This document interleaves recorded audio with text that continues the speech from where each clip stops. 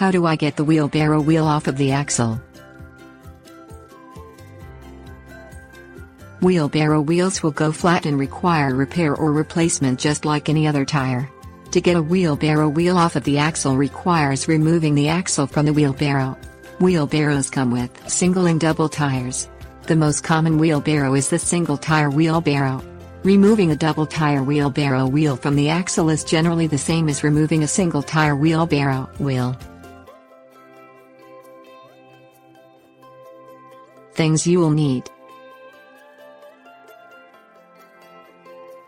socket wrench set, vice grips. Turn the wheelbarrow upside down on a flat surface with the wheel pointing up in the air. Locate the bolts that secure the axle brackets, sometimes called axle mounts, to the wheelbarrow frame. The axle brackets hold the wheelbarrow axle to the frame. Remove the nuts securing the bolts with a socket wrench. If a bolt turns with the nut, grasp the head of the bolt with a pair of vice grips and hold the vice grips steady while removing the securing nut. Remove the washers from the bolts and lift the axle brackets away from the wheelbarrow frame. Lift the wheelbarrow wheel and axle away from the frame. Slide the spacer sleeves off the axle on each side of the wheel.